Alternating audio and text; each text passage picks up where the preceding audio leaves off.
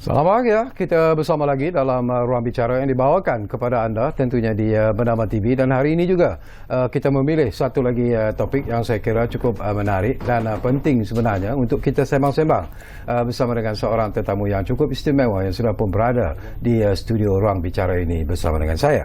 Baiklah, topik yang kita pilih hari ini ialah di mana ilmuwan dalam menyelesaikan isu negara. Ini saya kira cukup penting sebenarnya, kerana kita tahu di negara kita begitu ramai sekali golongan yang dipanggil sebagai ilmuwan ataupun cendekiawan, dan sudah pastilah kita juga ingin mengetahui apakah peranan yang mungkin boleh dimainkan oleh golongan ini dalam usaha untuk membantu negara yang kita faham sedang menghadapi banyak masalah dan juga tekanan baik dari aspek ekonomi, kesihatan dan sebagainya.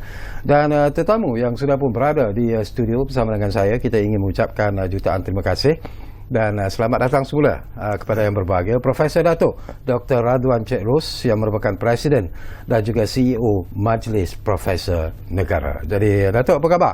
Alhamdulillah. Sehat ya? Selamat Hari Raya Aidilada.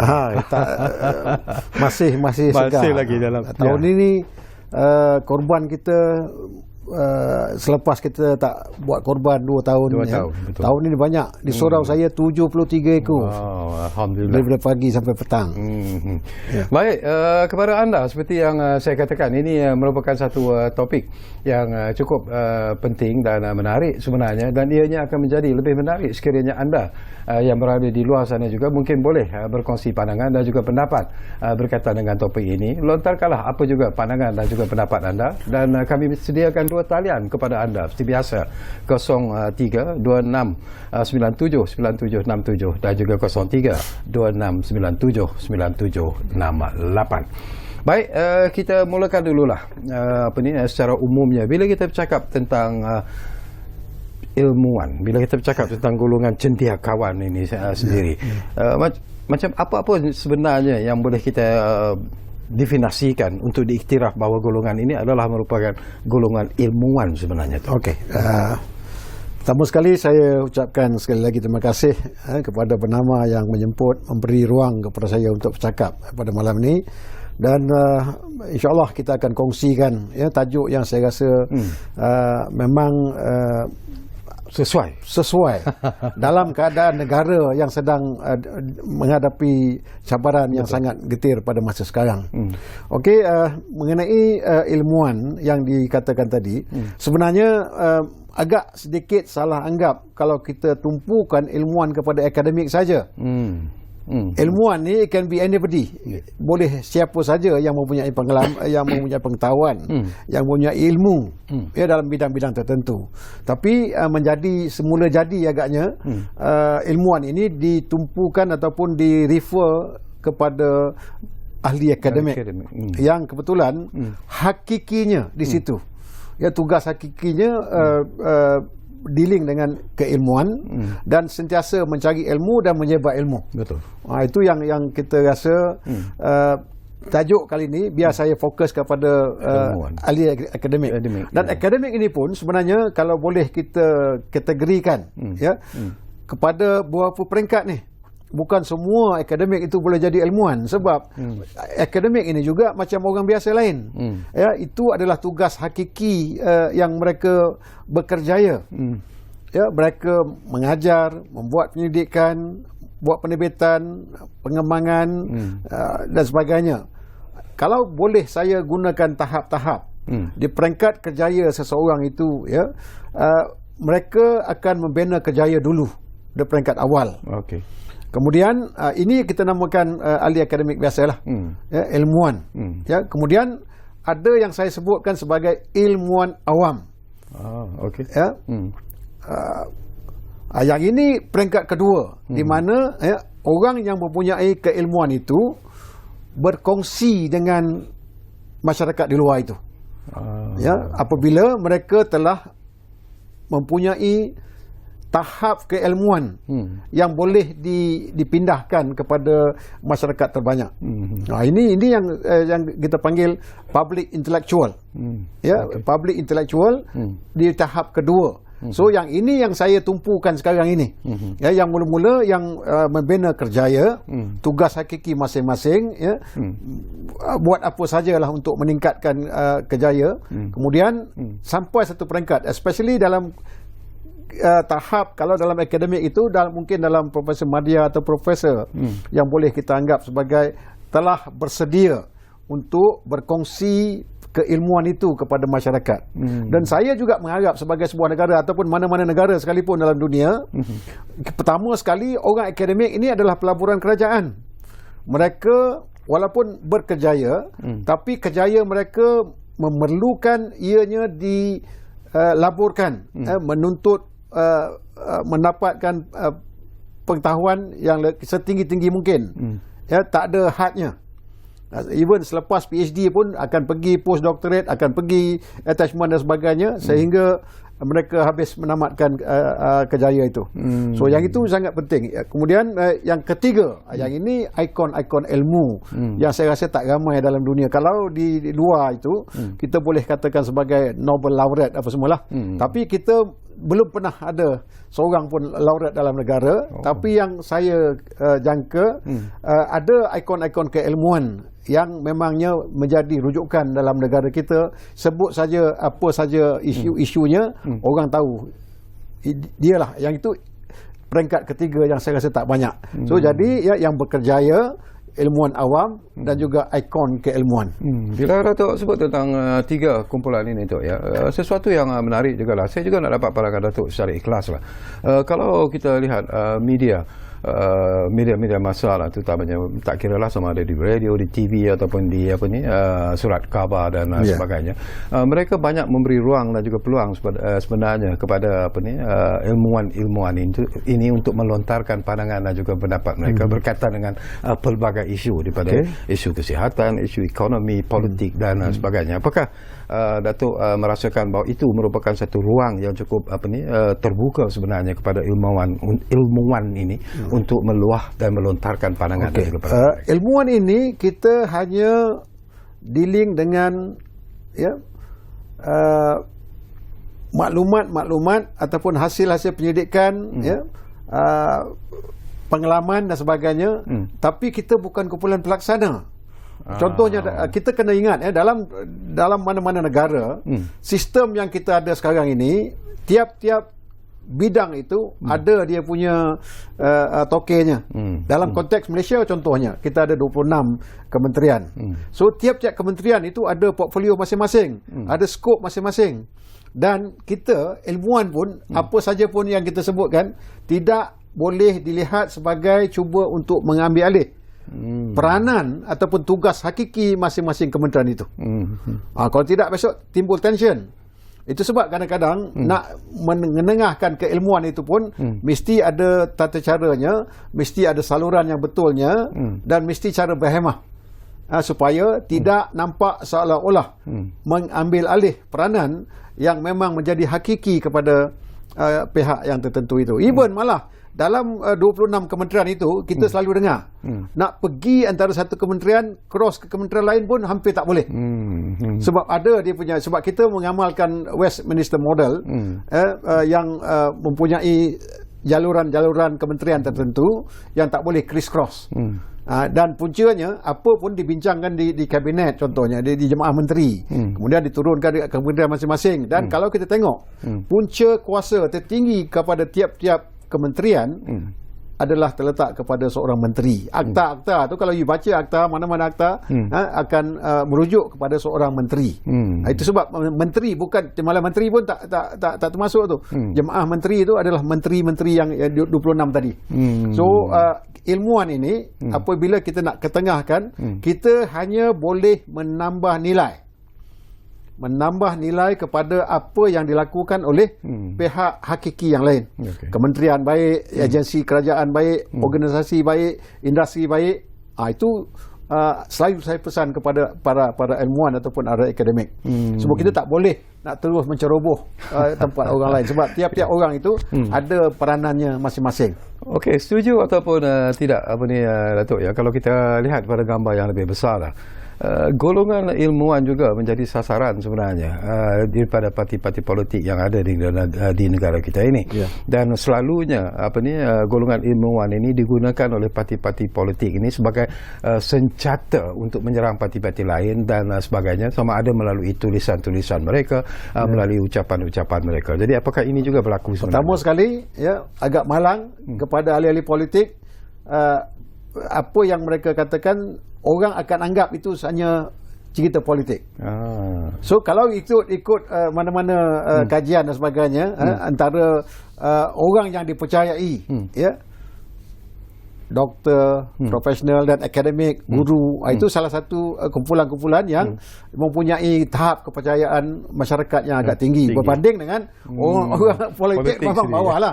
Jadi apabila itu berlaku, ahli-ahli politik mengambil kedudukan itu supaya apa yang mereka ingin utarakan, nak promote, menggunakan ikon ilmuwan-ilmuwan tadi. Dan dalam masa yang sama juga saya percaya ilmuwan-ilmuwan ini mesti ada dia punya tahap profesionalism. Dia tidak boleh sebarangan digunakan oleh orang. Saya masih ingat dulu dalam PRU dulu, kita sememangnya sangat kuat untuk propagate ataupun mengenengahkan, menghujahkan perkara-perkara asas, dasar-dasar kerajaan yang dilaksanakan. Sehingga kan dianggap sebagai berpolitik. Sebenarnya we don't belong to any political party. We rise above politik, naik atas daripada kepentingan politik, bercerita apa yang baik untuk negara sebenarnya. So itu sebenarnya yang berlaku dalam banyak kejadian sebelum ini. Okey, saya difahamkan kita pun ada pemanggil di talian sekarang ini. Bagus tu. Ini sesuatu yang menarik. Dr. Muzaffar dari Kuala Lumpur difahamkan sudah pun ada di talian kita sekarang ini. Assalamualaikum doktor. Waalaikumsalam warahmatullahi wabarakatuh. Syarkawi, sihat? Sihat, alhamdulillah doktor. Alhamdulillah, sihat saya. Okey, ya. Persoalan very interesting topik malam ni. Selamat petang juga kepada tetamu jemputan. Profesor wakil dari Majlis Profesor Negara. Saya terkejut majlis profesor ni masih wujud. Saya ingatkan dah dimansuhkan. PRU itu juga ada lagi. Terkejut saya. Okey. Tak apalah, side issue. Tajuk malam ni di manakah ilmuwan? Tajuk ni very interesting lah. Saya pun boleh consider myself ilmuwan juga. I think Syarkawi, you pun ilmuwan juga. Macam proses tadi tu, I think dia bukan limit kepada ahli akademik saja lah. I think semua orang boleh jadi ilmuwan dalam Malaysia ni. Tapi selalu dikaitkan dengan ahli akademik lah, pensyarah universiti. Di manakah ilmuwan saya pergi depan mudah aja, ramai menyorok. Syarkawi. Kenapa? Sebab takut dan akta hasutan. Nombor 48 dan AUKU. Kita ada isu besar dengan masalah kebebasan bersuara di Malaysia ni. Saya kenal ramai sangat rakan-rakan ilmuwan saya. Diorang ni bijak-bijak tau. Cuma ramai yang kurang berani nak tampil forward sebab takutkan ni lah akta hasutan, AUKU, kena panggil dengan vice chancellor. Diorang takut. Itu jawapan mudah dia. So saya nak cadangkan lah, kita harus beri lebih banyak kebebasan lah untuk ilmuwan kita untuk tampil berani bersuara lah. Ilmuwan kita tak boleh hanya tulis-tulis artikel untuk publish dalam artikel Scopus ke ISI ke Era ke. Kalau profesor tu dia tahu apa saya cakap ni. Sebab kita nak ingat kepada masyarakat ni. Dan media-media lah tak boleh fokus hanya kepada profesor-profesor tertentu. Saya tengok kadang-kadang tukar-tukar channel, muka itu juga. Saya tak ini aja kot. Beribu-ribu pensyarah kat Malaysia ni. Ini aja tukar channel ni. Muka yang sama juga. Itu pandangan pedas saya lah, Syarkawi. Hopefully okey Syarkawi ya. Okey, no problem. Menarik juga tu. You know my style right? I memang straightforward. Itulah tujuan kami mengadakan ruang bicara sebenarnya, mengajak anda juga untuk berbicara dalam program kami ini. Terima kasih lah kerana sudi beli peluang saya bersuara dengan berani. dan pedas. Okey, you take care ya. Ya. Prof, jangan marah Prof ya. Okey, akademik tak pernah marah. Okey, tak apa. Apa dia Datuk relax aja, tak ada masalah. Okey Tok, menarik juga apa yang dibangkitkan oleh Dr. Muzaffar sebentar tadi sebenarnya tentang kebebasan bersuara itu. Mungkin kita boleh kaitkanlah persoalan yang dibangkitkan oleh Dr. Muzaffar itu dengan apa yang dilakukan oleh Majlis Profesor Negara sendiri dalam usaha untuk memberi satu ruang dan juga peluang yang lebih bebas sebenarnya kepada ilmuwan di negara kita. Sebenarnya ada benar dan kebanyakannya tak benar apa yang Dr. Muzaffar cakap pun tadi. Okey. Saya sendiri pernah menjadi Naib Chancellor di universiti. Saya tak pernah sekali pun menghalang mana-mana akademik untuk menyuarakan, untuk berkongsi keilmuan dalam apa juga bidang yang mereka mendapat kepakaran. Tapi ya, mereka harus berbincang ataupun mengenangkan idea-idea yang berkaitan dengan bidang masing-masing. Dia tak boleh menjadi Superman untuk nak menjadi ataupun ahli nujum untuk nak bercakap apa saja. Ya, dan dia mesti mempunyai fakta-fakta based on your empirical evidence. Semua evidence based. Kalau itu yang kita boleh lakukan, saya rasa tak ada sebab orang tak boleh terima dan sebagainya. Kita berhujah, kita memberi pandangan dan terpulang kepada masyarakat untuk menerima. Macam yang saya katakan tadi, tiap-tiap akademik ini hakikinya adalah akademik mengajar dan juga menyebarkan. Tapi apabila ada ruang, ada kesempatan untuk memindahkan ilmu yang mereka ada kepada mana-mana pihak yang memerlukan, itu dah sampai tahap lain. Itu yang dipanggil dalam konteks akademik. Kita ada program apa yang kita panggil sebagai knowledge transfer program, pemindahan ilmu kepada masyarakat. Kalau zaman dulu-dulu, kalau di UPM itu dipanggil pusat pengembangan keilmuan. Kalau daripada pertanian, pergi kampung dan sebagainya. Itulah tadi Dr. Muzaffar, kalau kita bercakap mengenai bidang yang kita ada kepakaran, saya rasa tak ada apa yang nak diselindung, tak ada siapa yang boleh marah.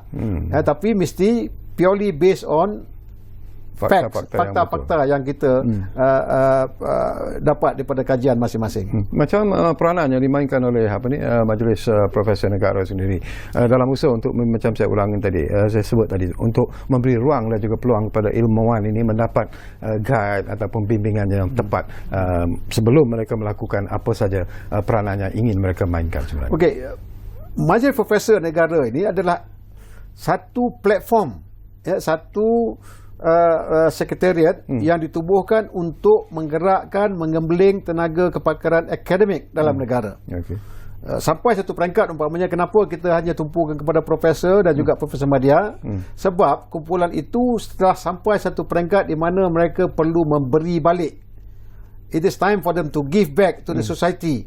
Yang kerajaan ataupun mana-mana pihak universiti melabur supaya mereka mendapat keilmuan itu, dan sampai masa apabila mereka telah mencapai kejayaan dalam kejaya mereka, mereka perlu untuk menyumbangkan semula kepada masyarakat dan juga negara. Menyumbangkan semula kepada masyarakat dan negara. Kalau kita lihat situasi terkini lah, Datuk, bukan lagi sesuatu yang perlu dirahsiakan sebenarnya. Kita sedang menghadapi masalah ekonomi yang semakin mencabar. Kita juga baru saja walaupun sudah beralih kepada fasa endemik sekarang ini daripada pandemik COVID-19. Dulu 2 tahun kita suffer, dan kemudiannya macam-macam masalah yang timbul di kalangan rakyat dan sebagainya. Kos sara hidup yang semakin tinggi, pengangguran dan sebagainya. Apa yang MPN lakukan dalam usaha untuk membantu kerajaan untuk mengatasi ataupun sekurang-kurangnya boleh mendapat ilham daripada MPN untuk melakukan. Pertama sekali kita perlu menerima hakikat cabaran sekarang yang dihadapi oleh negara merupakan cabaran yang sangat luar biasa. Tekanannya. Pertama sekali sudah tentu akibat COVID, dan kedua berbanding dengan negara-negara lain, entah agaknya the timing is not quite right. Kita menghadapi kedudukan politik yang agak tidak menentu. So political stability bila tak ada, dan kita nampak keanggotaan kerajaan pun tidak ada satu koordinasi yang kuat lagi.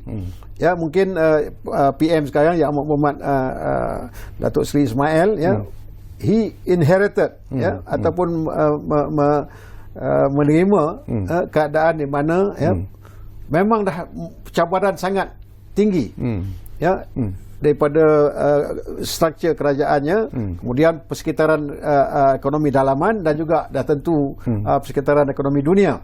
So yang ini bertimpa-timpa yang saya rasa yang memerlukan yang benar-benar memanggil semua pihak, bukan saja ilmuwan, siapa saja yang mengaku bertanggungjawab menjadi rakyat Malaysia perlu memain peranan. Ya, kalau condemn semua orang boleh condemn, tapi kalau untuk nak sama-sama, saya rasa kalau semua rakyat Malaysia sama-sama memikirkan bagaimana kita boleh membangunkan semula negara dan balik kepada, at one time dulu kita dah almost hampir diampang negara maju dulu tu. Ya, saya masih ingat dulu kalau kita ikut angka-angka pembangunan, angka-angka pencapaian, kita dah hampir almost there. Tapi oleh sebab kedudukan pertama sekali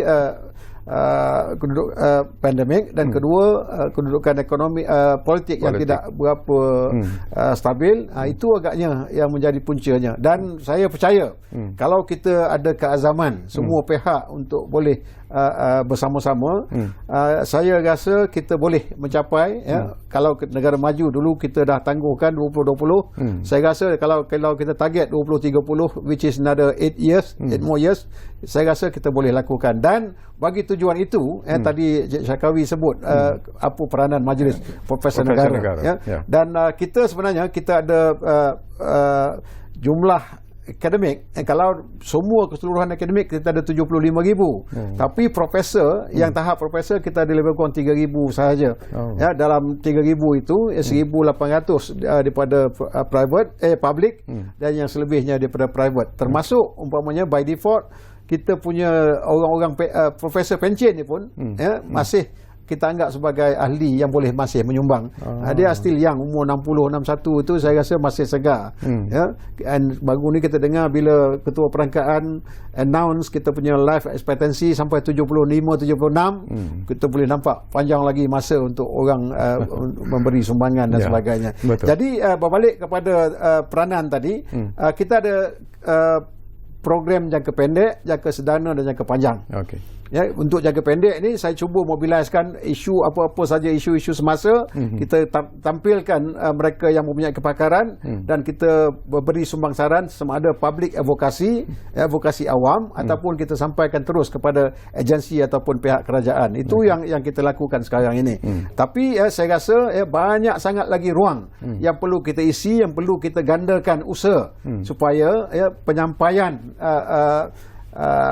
penambahan nilai yang saya katakan tadi, we just deal with knowledge ataupun keilmuan, ya, kita hanya boleh menyampaikan kepada pihak kerajaan ataupun pihak kementerian dan sebagainya.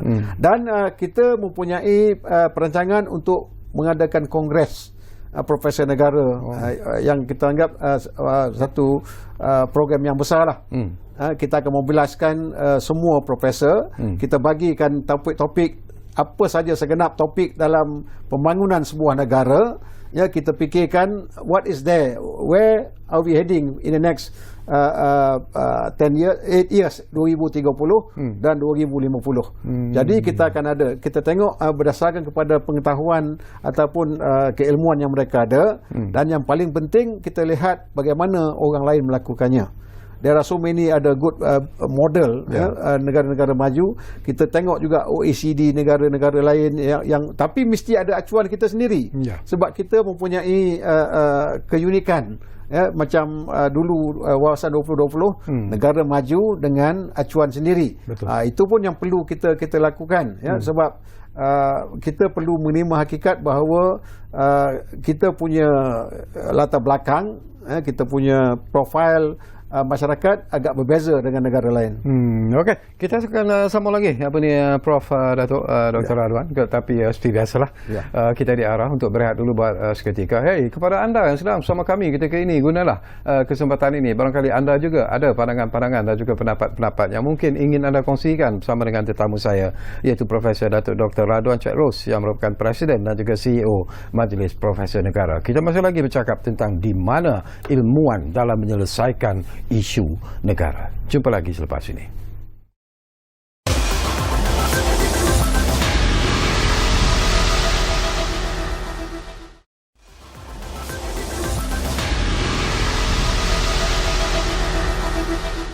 Baiklah, kita kembali semula ke ruang bicara ini. Masih lagi bercakap di mana ilmuwan dalam menyelesaikan isu negara. Dan kita ambil satu lagi panggilan yang sudah pun ada di talian kita sekarang ini. Ridwan dari Pulau Pinang difahamkan sudah pun bersiap sedia di talian kami. Assalamualaikum, Tuan.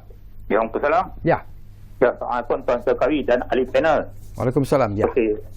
Saya akan bertanya pada apa berbalik pada tajuk di mana ilmuwan dalam menyelesaikan isu negara. Okey, saya nak balik pada topik saya. Okey, mengenai politik. Ini dapat profesor bagi satu idea. Sebab kita tengok PRU 15 kan. Banyak berbincang bagaimana sama ada kita nak adakan awal ataupun lambat. Okay. Itu isu yang makin diwawarkan oleh rakyat dan ahli-ahli politik.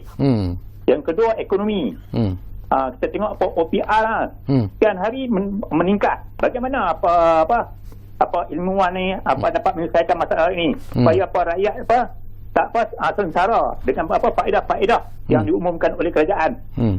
Terima kasih, minta ahli panel ulas dalam ini. Baik, terima kasih banyak-banyak Ridwan dari Pulau Pinang. Sabar dulu, nanti kita akan dapat respon dari Profesor Datuk. Kita ambil satu lagi panggilannya. Ridwan, Baha dari Selangor ada di talian kita sekarang ini. Assalamualaikum, Baha. Waalaikumsalam, Serkawi. Sehat macam biasa. Nampak sihat lepas balik pada cuti ya. Tahu pula cuti ya. Makan durian ni. Okey, Serkawi. Selamat malam, Profesor. Okey, Serkawi, saya nak bagi pencerahan dan juga mungkin soalan lah kan. Saya tak mau cerita panjang lah. Saya sebagai rakyat biasa lah kan. Okey, saya memang kagum dengan peranan MPN yang ada banyak pakar-pakar apa semua ni kan. Saya tak mau sebutlah semua pakar kan. Tapi saya nak tanyalah dengan Profesor ni kan. Apa peranan MPN ni kepada kerajaan sekarang ni? Terutamanya kepada perkara-perkara yang berkaitan dengan rakyat sekarang ni. Apa peranan dia? Adakah MPN ni bagi input kepada penasihat kerajaan PM ke yang ramai tu, ataupun direct to PM ke, ataupun macam mana? Pasal yang sekarang ni kita nampak sekarang ni benda yang berkaitan dengan rakyat ni dia terumbang ambing, sekejap okey, sekejap tak okey. Saya bagi contoh sekarang ni tentang dah diadakan jihad ahli jawatankuasa jihad yang diketuai oleh Tan Sri Anwar Musa ni kan. Dan di bawahnya ada 2 menteri. Jadi macam nampak macam tak berapa inilah minta Profesor komen tentang tu lah kan. Itu. Okey, yang keduanya Serkawi, apa sebenarnya MPN ni yang boleh semenjak dulu dan sampai sekarang ni yang boleh memberi boleh beli satu kuasa lah, dia bagi satu heavy boleh katakan yang bagus lah kepada pada rakyat dan juga negara sekarang ni. Itu saja Serkawi. Terima kasih. Baik, terima kasih. Assalamualaikum. Waalaikumsalam. Terima kasih banyak-banyak Baha. Menarik, banyak persoalan-persoalan yang nak kita sentuh pun. Yang Ridwan tadi mengenai pilihan raya politik negara. Cik Syakawi, kalau tanya saya, to be honest, berterus terang, sepatutnya kalau tanya saya bila pilihan raya, sepatutnya telah diadakan Februari 2020 dulu. Sebaik saja Sheraton move tu, sepatutnya itulah pilihan raya. Kita perlu satu mandat baru apabila sebuah kerajaan itu gugur. Tapi oleh kerana keadaan tidak mengizinkan yang di Pertuan Agong tidak berkenan untuk nak mengadakan pilihan raya, itu kita terima.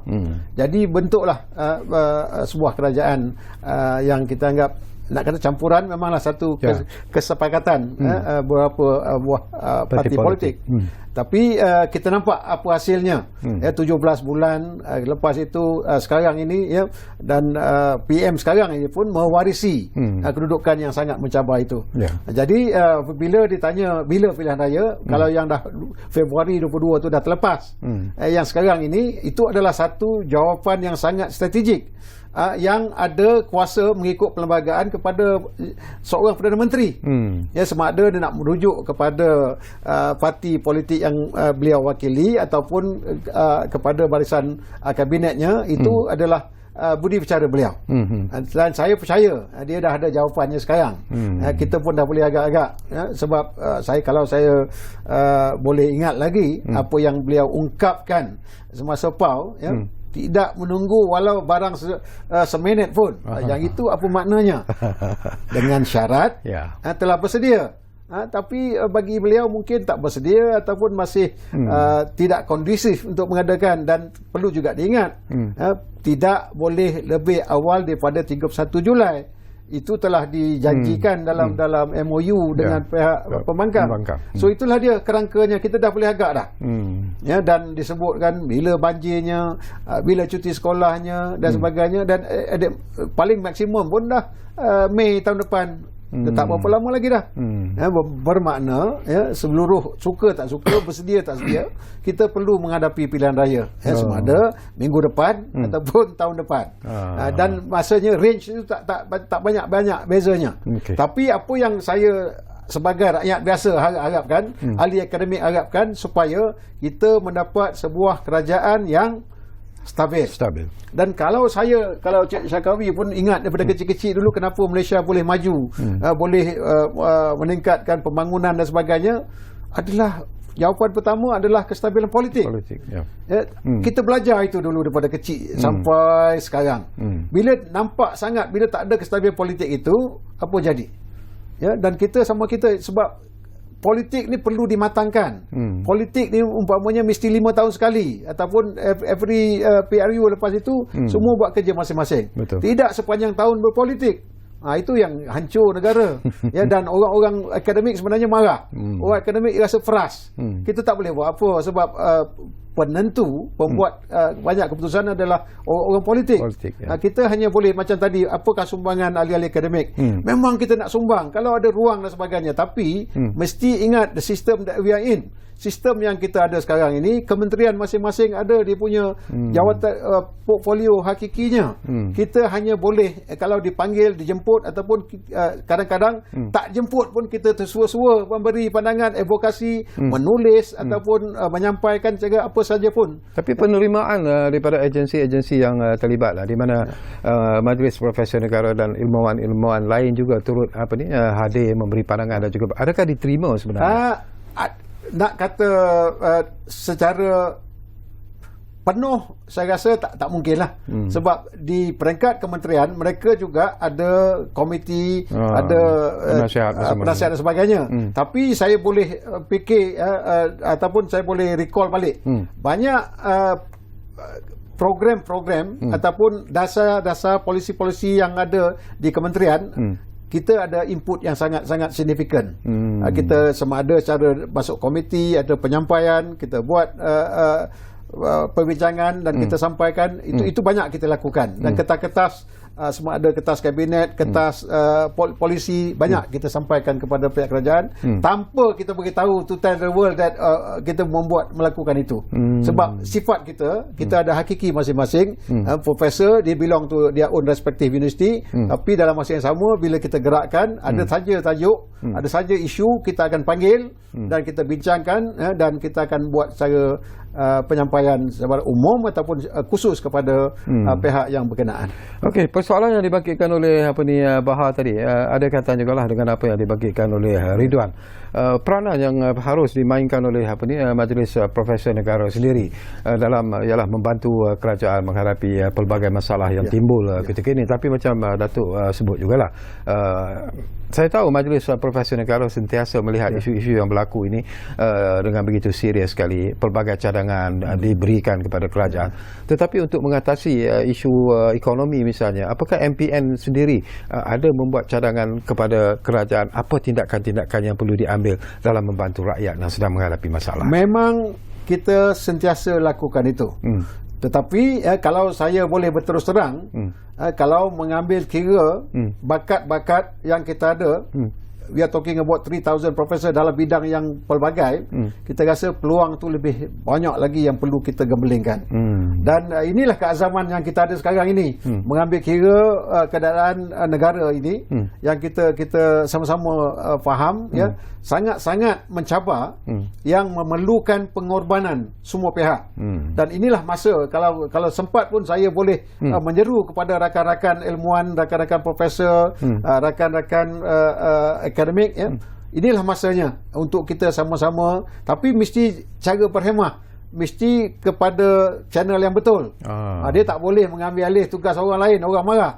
Nah, kita mesti, itu sebab peranan kita adalah untuk menggembelingkan, we mobilize di academic expertise ini supaya kita boleh kumpulkan dan juga kita boleh grupkan ikut bidang-bidang masing-masing. Saya tertarik hati sebenarnya Prof, bila kita bercakap tentang situasi semasa negara lah.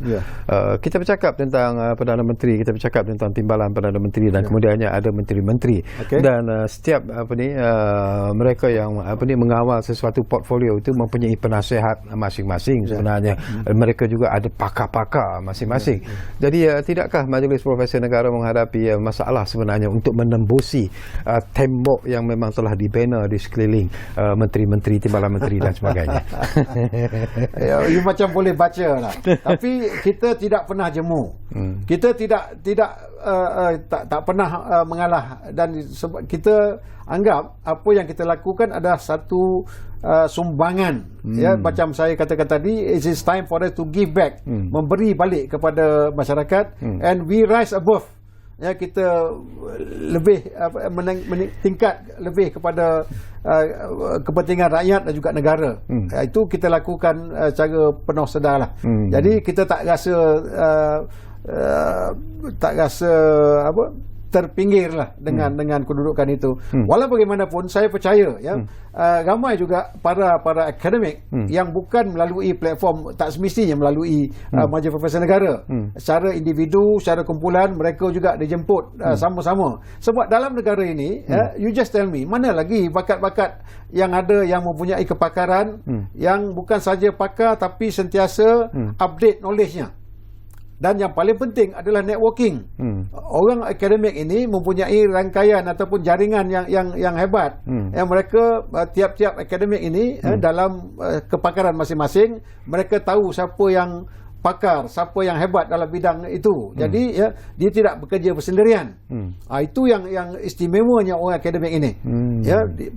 Selain daripada hasil pendidikan sendiri, mereka boleh menggunakan jaringan, mereka boleh menggunakan segala model-model yang berjaya dalam negara, dalam dunia. Ada juga pandangan dan juga pendapat yang dimainkan di luar sana lah. Dan saya nak sampaikan kepada Profesor Datuk Dr. Radwan sendiri. Mereka sendiri kadang-kadang merasa ragu-ragu tentang pendirian Majlis Profesor Negara sendiri. Di mana MPN ini berdiri sebenarnya? Apakah mereka pro-government atau anti-government, atau di mana sebenarnya, Prof? Kalau saya boleh berterus terang, selepas saja Pakatan Harapan pemerintah dulu diketepikan. Itu yang tadi Cik Muzaffar kata, Dr. Muzaffar dia kata hidup balik maju profesional. Memang kita tak pernah pun mati.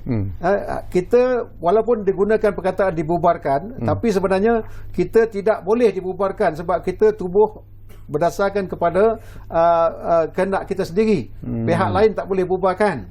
Tapi kita apabila diisytiharkan begitu, kita dikeluarkan daripada struktur kerajaan sementara.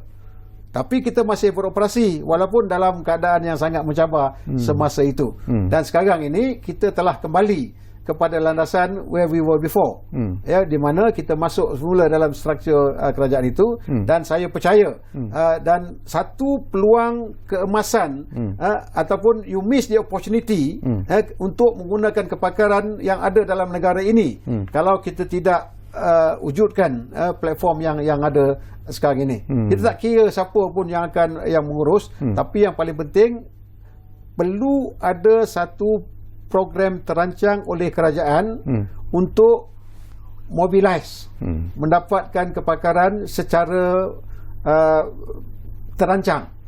Kita ada platform dan juga kita boleh mobilize melalui program-program yang dikendalikan oleh satu badan, entiti yang mewakili kumpulan ini. Okey, kita akan sambung lagi, tapi saya lontarkan dulu soalan ini sebelum kita berehat, dan kita akan mendapat respon dan juga jawapan daripada Profesor Datuk Dr. Radwan selepas kita kembali selepas rehat nanti. Persoalannya ialah saya difahamkan bahawa sekarang ini Majlis Profesor Negara diletakkan di bawah Jabatan Perdana Menteri. Jadi dengan sendirinya, apakah segala komen dan cadangan yang diberikan oleh Majlis Profesor Negara ini tidak boleh bersifat anti-government? Itu satu persoalan yang akan kita kongsikan. Tapi kita berehat dulu, kembali nanti kita hampir-hampir di penghujung ruang bicara sebenarnya. Kita jumpa lagi selepas ini.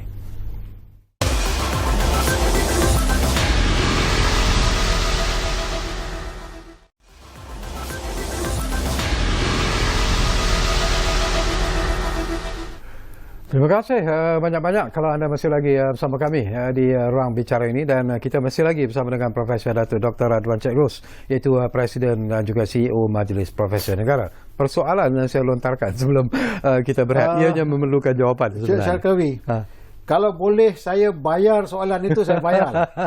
Soalan yang saya rasa sangat penting untuk masyarakat faham. Apabila dikatakan sebuah entiti, contohnya Majlis Profesor Negara ini berada di bawah naungan Jabatan Perdana Menteri, apa maknanya? Pertama, kita semua kena ingat bahawa MPN bukanlah satu-satunya entiti yang bernaung di bawah Jabatan Perdana Menteri. Saya masih ingat semasa ditubuhkan dulu, mula-mula MPN 1 April 2010 sebagai program khas diletakkan di bawah Kementerian Pengajian Tinggi. Kemudian atas sebab sifatnya yang merentasi kementerian. Sebab MPN ni bukan hanya soal pendidikan, soal segala aspek pembangunan keperluan masyarakat, merentasi kementerian. Itulah sebabnya kita dijemput untuk datang bernaung di bawah Jabatan Perdana Menteri pada masa itu, atas sifat kita yang merentasi bidang, merentasi kementerian. Jadi 2014 dijemput masuk, dan saya masih ingat semasa dijemput masuk itu, mesyuarat pertama yang saya hadiri, saya pandang keliling ada 76 agensi lain. Bukan kita satu-satunya. Dan saya tanya, nature kebanyakan semua agensi itu bukan sebenarnya bertanggungjawab terus kepada pihak Jabatan Perdana Menteri ataupun Perdana Menteri sendiri. Atas sifat mereka sebuah entiti yang merentasi kementerian yang dirasakan penting untuk diwujudkan oleh pihak kerajaan, diletakkan di bawah naungan Jabatan Perdana Menteri. Itulah sebab dulu kecoh, banyak sangat peruntukan diletakkan di bawah PM. Sebenarnya sebab banyak agensi-agensi itu, dan agensi-agensi itu dan saya sendiri pun umpamanya tidak bertanggungjawab terus melaporkan kepada Perdana Menteri. Nak jumpa pun hanya dipanggil saja boleh jumpa. Itulah kedudukannya. Jadi menjawab persoalan tadi, serupa juga sekarang ini. Kalau diletakkan semula di bawah Jabatan Perdana Menteri, tidak bermakna we are directly answerable to the Prime Minister. Kita sebenarnya sekarang ni saya ingat adalah 50 lebih dah dikurangkan agensi-agensi itu yang bernaung di bawah Jabatan Perdana Menteri. Kenapa Jabatan Menteri? Atas sifatnya dan juga dari segi pendanaan ni pun memang Jabatan Menteri lah yang akan mengambil alih apa yang dipanggil sebagai projek-projek kepentingan kerajaan dan negara. Itu perlu jelas tu. Ya, bukan kita maksudnya terus di bawah Perdana Menteri. Tapi harapan daripada Majlis Profesor Negara sendirilah bila berada betul-betul di bawah jabatan ataupun bersama dengan jabatan Perdana Menteri sendiri. Tidakkah pihak Datuk merasakan bahawa mungkin ruang-ruang yang lebih selesa seharusnya diberikan kepada Majlis Profesor Negara untuk menyampaikan itu apa yang saya harus akui. Ya, sebenarnya dari segi pengiktirafan kerajaan. Ya. Mereka apabila menerima mana-mana agensi bernaung di bawah Jabatan Perdana Menteri, pertama sekali mereka melihat potensi apa yang boleh dilakukan. Kedua, kita apabila diberi amanah itu, kita perlu melakukan dengan cara yang paling baik. Ya, sama ada terus menyampaikan kepada Perdana Menteri, which is I think Perdana Menteri pun mungkin tak akan ada masa untuk nak melihat itu, dan kita sampaikan melalui saluran tertentu dan kebanyakannya kita salinkan juga kepada kementerian-kementerian yang berkenaan. Dan untuk platform yang paling sesuai adalah Jabatan Kuasa Kabinet yang dipengurusi oleh menteri, yang dianggotai oleh semua menteri-menteri, jemaah menteri. So yang itu cara yang paling betul. Dan kita hanya menyumbang perkara-perkara strategik negara. Dia ada dua perkara, satu strategik, satu operasional. Strategik, pembentukan dasar baru, idea dia baru, program baru. Yang ini tugas, fungsi ilmuwan ini. Kita tak kacau bahagian operasi-operasi dia, operasional ni dah cukuplah orang kementerian lakukan. So kita berdasarkan kepada keilmuan yang kita ada, berdasarkan kepada model-model sukses story dunia yang ada, berdasarkan kepada kajian kita, kita cari formula-formula baru bagaimana sebuah negara ni boleh kita bangunkan. Di penghujung ni Datuk, tak banyak lagi masa yang tinggal. Apakah Majlis Profesor Negara berpuas hati tentang reaksi dan juga sambutan yang diberikan oleh pihak-pihak yang terlibat hasil daripada rumusan cadangan yang disampaikan oleh Majlis Profesor Negara secara ikhlasnya? Kalau saya boleh berterus terang, saya bagi skala lah 1 ke 10, baru ada 4. Bermakna pertama, kita sendiri, saya tak menyalahkan orang lain, kita sendiri perlu secara ikhlas dan juga determine untuk mobiliskan kepakaran profesor yang ada ni. Kalau kita kata kita ada 3,000 profesor ini dan kita ada 6,000 profesor madya, dan juga kita tak hadkan profesor-profesor madya saja, akademik pun kadang-kadang bagus. So yang ini kita perlu banyakkan lagi. Ya, perlu ada program-program yang terancang. Itu sebab sekarang ini dari segi struktur aja saya dah kembangkan. Tiap-tiap universiti ada chapter universiti. Kluster kita dah tunjukkan 12 kluster. Bermakna ruang itu lebih luas lagi. Yang skala 4 itu kalau boleh kita tingkatkan, apatah lagi dalam keadaan negara yang sedang diuji sangat-sangat pesat ini. Okey. Ada lebih kurang 3 minit saja lagi masa. Apa lagi yang ingin Prof sampaikan? Saya sebenarnya menzahirkan rasa sedikit resahlah dengan kedudukan negara kita. We miss the opportunity. Kita terlepas banyak peluang untuk benar-benar menjelmakan negara kita menjadi negara maju. Itu satu perkara saya rasa kita boleh melakukan. Dan kedua, kita jangan terlalu banyak politik. High politik ni tidak bagus. Sebenarnya kita macam main istana pasir. Seorang yang tukang banner, yang lain meruntuhkan. Tak bagus. Kita mesti ada satu koordinasi yang jelas. Kerajaan yang kuat, dan siapa jadi pembangkang yang konstruktif, yang membina sama-sama negara, yang mengambil tanggungjawab. Apabila saya tengok orang bila harga naik saja dah duduk pergi ke jalan-jalan dan sebagainya, that's not the way. Itu cara orang luar memang dia laku, dia atas nama kebebasan hak individu umpamanya.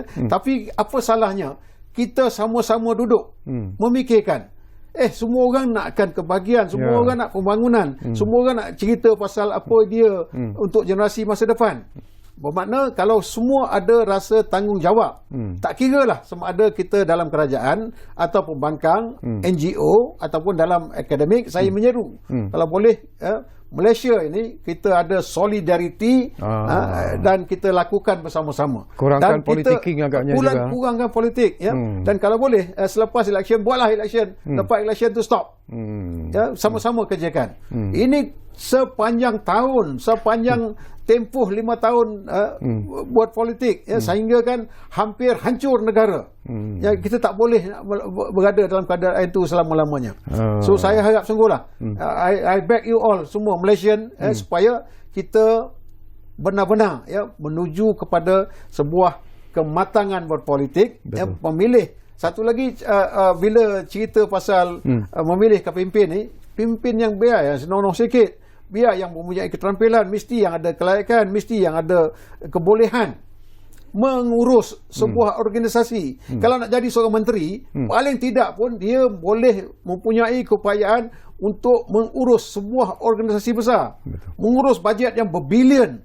Mesti ada satu, dan satu lagi masuk saja jadi menteri, mesti ada agenda ke mana nak bawa kementerian itu. Lihat umpamanya dalam kementerian sama, dalam dunia dalam model-model lain, di mana kita. So kita establishkan apa gapnya, kita gandakan, mobiliskan segala kepakaran yang ada dalam bidang kementerian masing-masing, dan saya percaya and we are more than willing. Majlis Perbesaran Negara boleh memikul tanggungjawab itu sama-sama dengan semua 26 kementerian. Kalau saya boleh bariskan, saya dah buat metric table. Ini 12 kluster dan ini 26 kementerian. Kita tengok mana kementerian yang boleh dengan kluster, kita gandingkan. Dan kalau boleh kita sembahkan kepada jemaah menteri, okay, you can have all these expert under your possession untuk nak dimobiliskan. So itu sama-sama kita sangat-sangat ikhlas. Yang markah 4 tadi saya rasa kita perlu cepatlah. Kalau boleh dalam masa yang terdekat ini supaya negara tidak hilang peluang untuk mendapatkan kepakaran-kepakaran akademik ini. We rise above politik lah. Bercerita mengenai membangunkan negara, jauh lebih penting, sejahterakan masyarakat. Orang dah menjerit sekarang ni. Betul. Ya. Kita tak boleh buat apa sebab orang yang ada jawatan tugas hakiki masing-masing, kita tak boleh nak ambil alih. Kita hanya tambah nilai kepada apa yang mereka lakukan. Okey, terima kasih banyak-banyak kepada Profesor Datuk Dr. Radwan Cik Ros kerana sudi bersama kami di ruang bicara ini. Rasanya puas hati kot dapat meluahkan apa yang ingin dikatakan. Tapi apa pun, saya juga cukup selesa dan gembira sebenarnya sembang-sembang bersama dengan Prof, dan kita harap mungkin Prof Datuk akan dapat bersama kami lagi di ruang bicara ini di masa-masa yang akan kita datang. Melakukan untuk negara dan masyarakat. Betul. Bukan untuk kita. Betul. Terima kasih kepada anda yang melumpuhkan perhatian bersama kami di ruang bicara ini, dan seperti yang selalu kami janjikan kepada anda, ruang bicara akan terus berbicara bersama anda dari masa ke semasa. Kita jumpa lagi. Assalamualaikum.